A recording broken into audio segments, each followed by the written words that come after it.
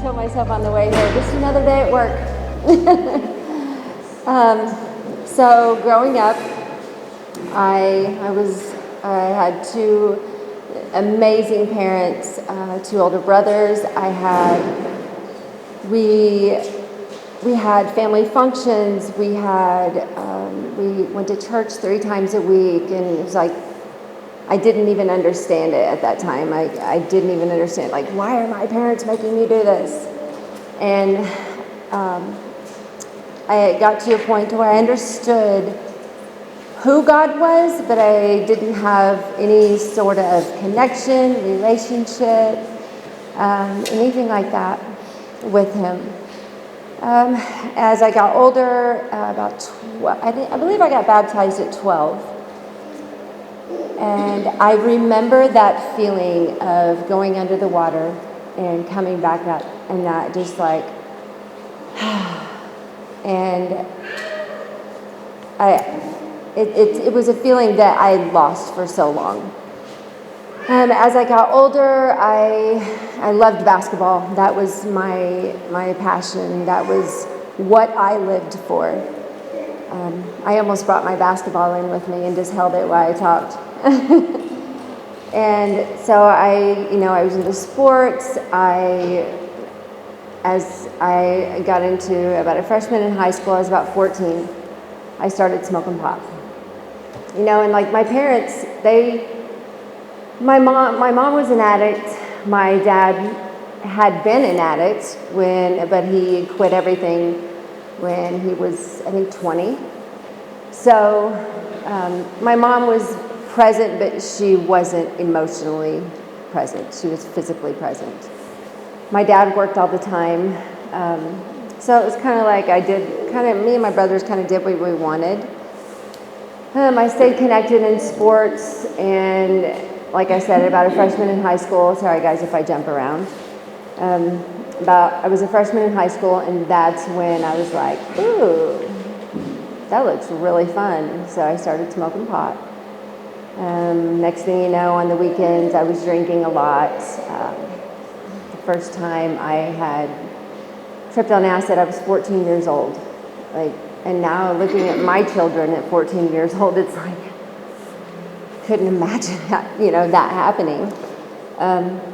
I partied on the weekends, did my thing during the week, in high school, still played ball, and started partying more and more and more.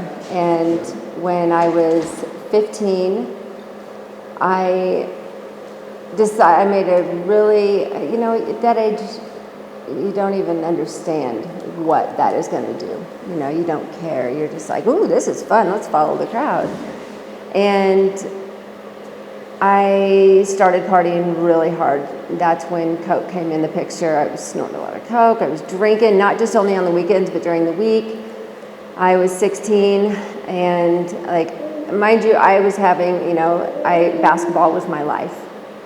And I just put it to the side and made a decision to go one way instead of the other. And next thing you know, I ended up pregnant.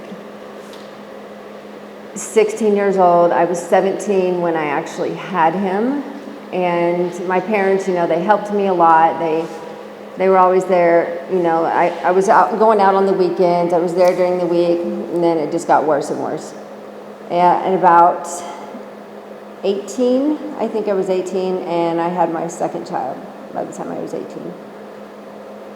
Then I met my husband, and by the time I was 21, I had 3 children. And I got married at 21. And I got introduced to heroin, and that, I had tried it before, and I was like, I was puking. I didn't like it, and next time I did, that became my next love. That was the love of my life. 21 till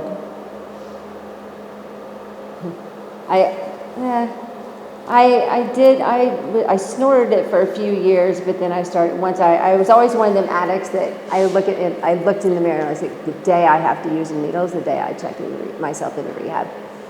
That didn't happen. I was on methadone for 3.5 years. I was on Suboxone. I was on Subutex. You name it, I was trying it. Nothing ever worked. It always led me straight back to heroin. You know, they call it the maintenance. Well, it's no different than heroin. Your brain is fogged, your heart is fogged, your soul is completely gone. And that continued for 23 years of my life. You know, and 5 children. I was a functioning addict. I thought I was, if that's even such a thing now that looking back. Then in June of 2020, all of a sudden our families are constantly, had no idea what to do, enabling us, not enabling us, back and forth, my husband and I. And then in the June 2nd of 2020, all of our family showed up at the door, and we had a decision to make. Well, I thought it was we, but it was he. So next thing you know, a day later, my husband is on a plane on the way to Utah to treatment. And I was still back home with the kids, hustling, doing whatever I had to do to keep support my habit. 9 months later, all of a sudden I get a phone call, and my husband is on his way back home. He decided to get in the car and drive back home. So he comes home. It lasted about a week. I was sneaking in the bathroom, getting high, not doing it in front of him, but then eventually, you guys know the drill. And then all of a sudden, about a week later, he ended up using, and I felt very responsible for that. I was able to bring him back that time. He overdosed, and I was able to bring him back that time. The second time, about 3 days later, he used again and overdosed and just hit the floor, and I could not bring him back. My 15-year-old son watched every bit of it. Like, he come running in the bedroom, picked up the bed, threw the bed across the room, started to do CPR on my husband, and I couldn't bring him back. So I had to call the EMTs, and my 15-year-old standing there watching everything. And a day later, the next day, so we went to the hospital, come back, our family show up at the door. I knew this was going to happen. You need to get back to Utah, and, blah, blah, blah. So we made a few phone calls, and I talked to Ryan Hymas on the phone for the first time. I'd never been to treatment. I did do 24 days in detox when my husband first came to Utah, and got out, and same environment, same people, same places, same thing. Nothing changes if nothing changes, right? So I talked to Ryan Hymas on the phone, and he's like, well, are you going to go to the treatment first? I'm like, no. And he's like, all right, we'll give it a shot. So I packed up as many things as I could from back home in the car and detoxed myself in the car for 21 hours on the way out here. Went through hell. That's a detox I'll never forget. And pulled up at Sober Living, and it was literally the winds were like 60 mile an hour that day. And all I hear about Utah is how cold it is anyway, and I was like, I don't like the cold. And I open the car door, I pull up in front of the house, and everything just goes flying out of the car. I'm, sick, I physically didn't want to do anything. And I was like, oh, this is how it's going to go. And walked in the door, and Michelle greeted me at the door, and Ryan. And that's when my journey began, like my true journey. I pushed myself as hard, like I was tired. I was exhausted of living that life. I knew it was not going anywhere. And so I made a commitment that I was going to do everything that I could to make this work. I was like, I'm just going to stay 30 days and I'll be good. I remember saying that to myself. Then I get to just do my thing. And then 60 days came. And then, I went through my stages of anger, and this is vacation. I'm like, this is rehab? I'm like, this is vacation.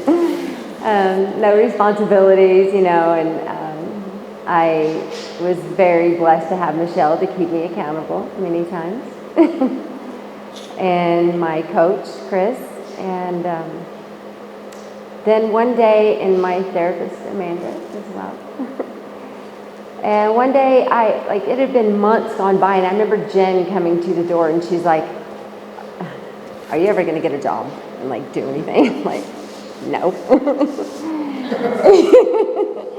And a couple days later, it clicked. I was like, this is not what I align with. It's time to put down the bullshit and pick up the book, pick up, any bit of recovery that I could get. Do I really want to continue to live this life? And so I started listening. Making sure I went to every therapy appointment, every coaching appointment, lots of service projects, which I needed that. I needed that accountability. Cleaned a lot of the house, and then, women started to come in, and I was like, I started to find a relationship with God. I finally started to feel that.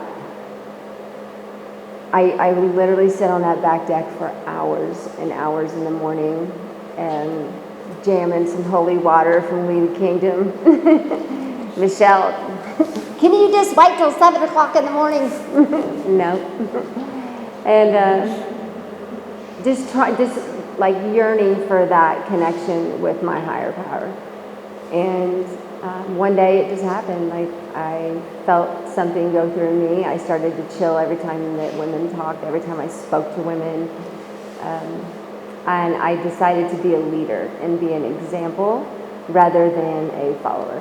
And that's when my life changed. That's when recovery changed. That's when I started to get a taste of what recovery actually was. I started to push myself in ways that I didn't even know I was capable of. And so those 30 days turned into 60, the 60 days turned into 90, the 90 turned into 6 months. And I remember Chris asking me one day, he's like, how long are you going to stay here? I'm like, I don't know. However long it takes. I was tired, and when you get that little bit of taste of, man, this life is great, this feels good to actually live, I just kept wanting more and more and more, and relationships with my loved ones started to get better. Relationship with all the women in the house started to get better. I learned how to communicate better. I listened rather than sitting on the edge of the chair waiting for the conversation to be over because I had to go do laundry. Those little things, you don't think they're the big things, but they are. Those tiny little things that I grabbed onto and just ran with them. Then I did a cold dip one day. Everybody was trying to get me to do it the whole summer.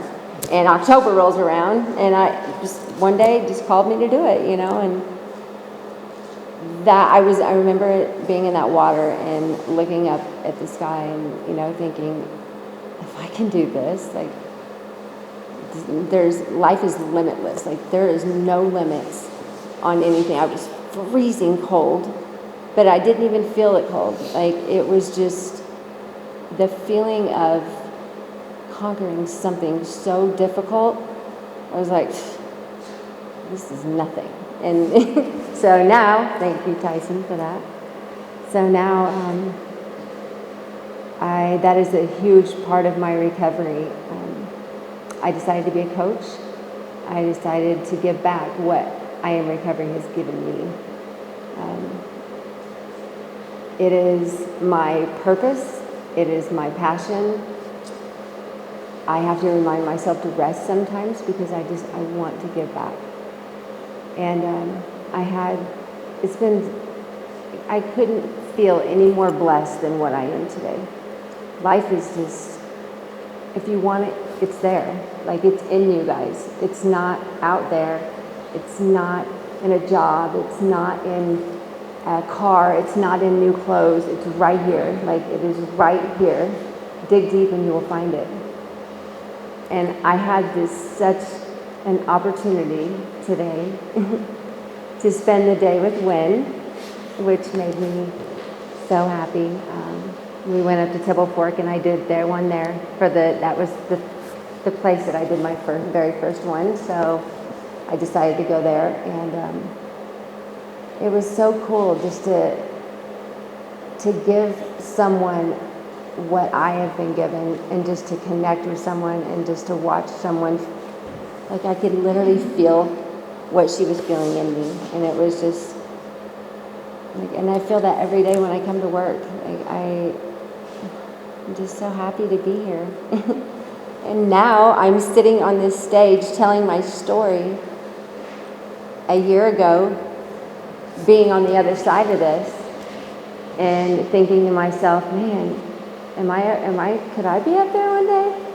And Jared had asked me many months ago, or he told me, he's like, we're going to have you up there one day. And I was like, oh, can I do that? And all day today I have not second guessed myself, but, the nerves. And I'm just like, I am nowhere, no how, no thing. All I am is me. And just speak from my heart, and he will make sure it's the way it's supposed to be. So that's my story.